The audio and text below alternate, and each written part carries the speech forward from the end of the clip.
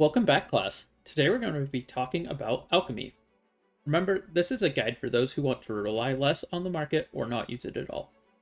This will assume you know important information on workers, gathering, farming, hunting, and mastery.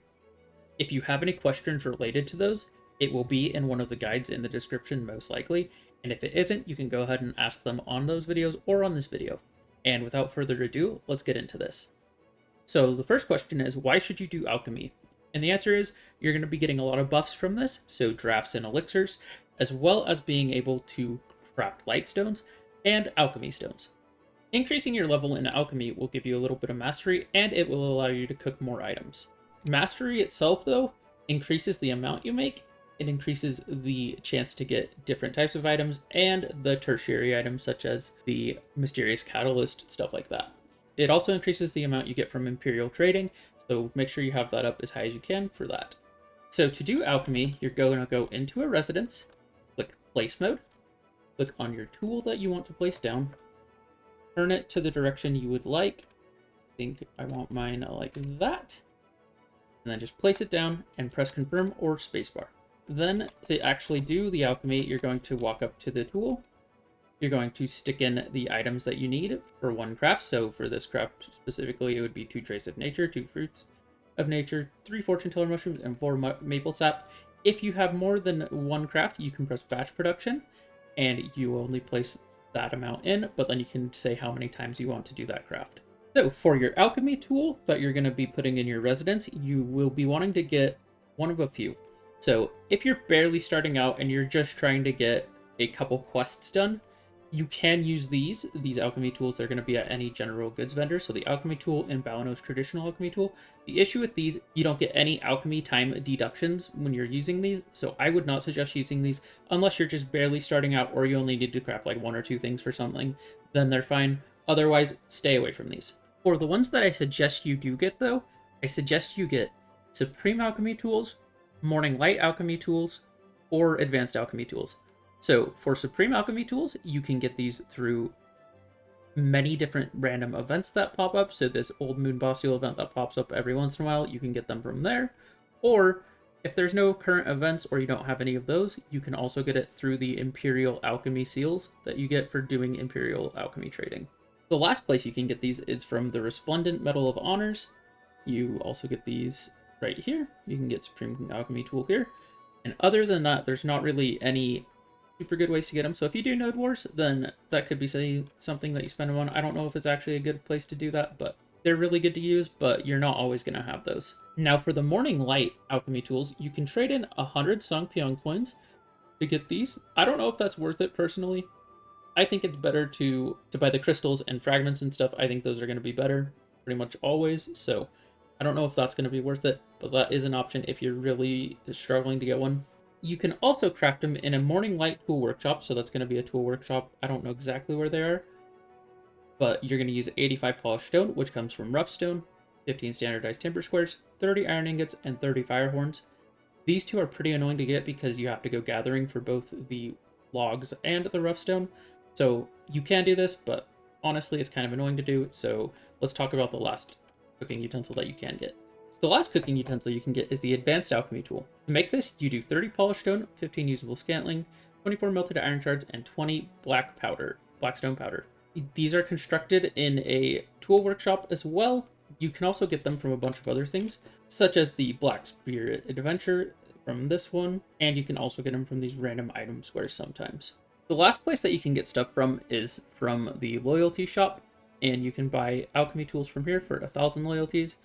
I personally don't do this. I'd rather use my loyalties on something else, but you can do that if you would like. Now let's talk about what class you should use. Shy is going to be the best class that you can use. You're going to need to level it up a little bit so that you can get the skills. So if you don't want to play Shy, or you don't have a Shy, then it does not matter what class you use, but Shy is going to be the best. For your gear, you're going to want to wear full Manos, or Logia, or whatever, just your mastery clothes. If you need guide on mastery, there's one in the description, as long as your alchemy time is as short as possible. So for alchemy, unlike cooking, the Manos clothes do give a reduction in your alchemy time, so you don't need to go with silver embroidered for this. You're also going to want to use Alchemy Stone, so from worst to best, you're going to want to use the Treants tier, which is easy to get just from a super short quest line.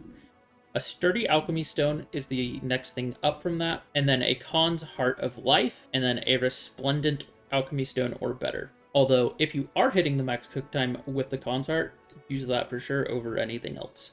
For crystals, I would suggest that you just go for Mastery and Life EXP. For your artifacts, from worst to best, I would say Life EXP, Alchemy EXP, Life Mastery, then Alchemy Mastery.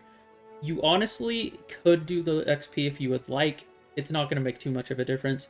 So if you would rather go XP and you're just trying to level, then do that.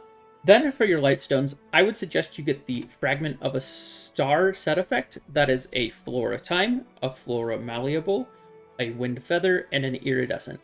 So if you don't have the Malleable, you can run 3 Flora Times with an Iridescent, and if you don't have an Iridescent, just run 4 times. Although if you have Malleable and no Feather, you could run 3 of those with an Iridescent or just 4 of those. Otherwise, just throw in as many times as you can, and that will get you the most XP that you can get. But for sure, go for the Fragment of a Star when you can. Next, let's talk about consumables. So for your food buff, you're going to want to use the Seafood Cron. If you can't get that, use a Teff Sandwich. If you can't do that, do Teff Bread. And if you can't do that, then you probably don't need a food buff. For your elixir slot, you're going to want to use a Verdure Draft because that decreases the amount of time that you're cooking for. But if you can't run that, run a Elixir of Flowing Time or just an Elixir of Time, although I would rather just say do the Elixir of Flowing Time.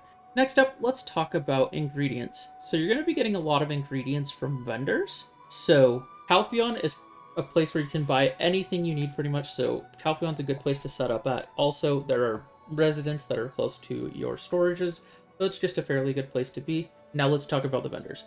To find these vendors, you can go to this Find NPC tab, and you can type in mushroom, or you could type in herb, and that will take you to the herb vendor, the mushroom vendor, whichever vendor you need to go to. So let's head over to the herb vendor, and I can show you what we get. From the herb vendor, you're going to get sunrise herbs, silver azalea, fireflake flowers, dry mane grass, and silk honeygrass.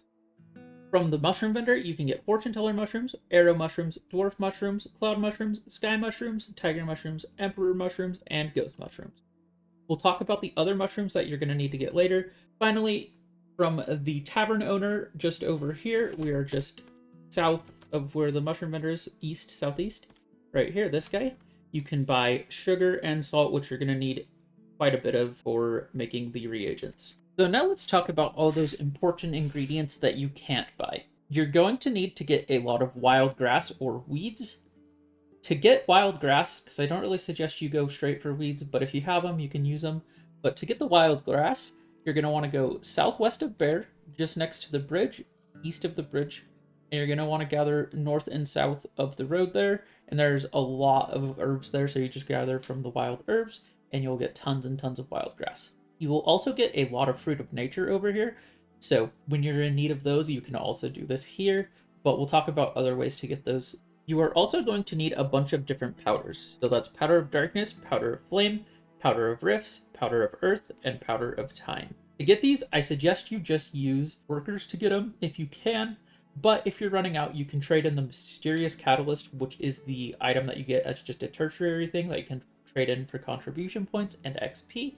You can trade these in for powders instead. Although, honestly, if you can avoid that, that would be best. But if you can't, then it is an option. You're going to get these from mining nodes, and it depends on what the ore is that you're going to get the powder. So you just need to look through all the different mining nodes and figure out which ones are going to be easiest for you to get. You are also going to need saps of most, if not all types. You can gather these using workers, just look up which nodes you need to go to for different types of sap, but it requires a lot of contribution to hit all of them. So you're mostly going to be needing to just go out and gather for the most part, especially if you're needing to use contribution on other things. So sap is going to be a kind of hard one to get. Now let's talk about the mushrooms that you can't buy. You will either need to gather them or farm them. And there's also a few that are just useless that you don't need to worry about. So we're only going to talk about the ones that are useful that you can't buy. So the mushrooms that you need to look into that you can't buy from the mushroom vendors are Hump, Bluffer, Ancient, Amanita, and Fog mushrooms. There's also one more, but we'll talk about that in a minute. Every other mushroom besides the truffle mushroom, which we'll talk about, is either not used in alchemy or it's already sold by the vendor. You will either have to gather all of these mushrooms by hand, but sometimes while you're gathering them, you'll get hyphae, which you can plant in your farms. And you can breed those and just breed them as a regular crop. And that's how you're probably going to want to do those 5 mushrooms, the Hump Bluffer, Ancient Amanita, and Fog. For truffle mushrooms, though, you're going to need to go out and gather them. There's no way around it. Kind of is, but we'll talk about that in a second.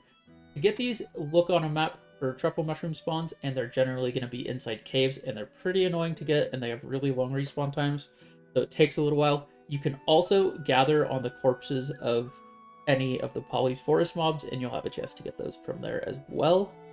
There's also one other place you can get them, but it's through alchemy itself. So as you're doing alchemy, sometimes you will get an unknown seed.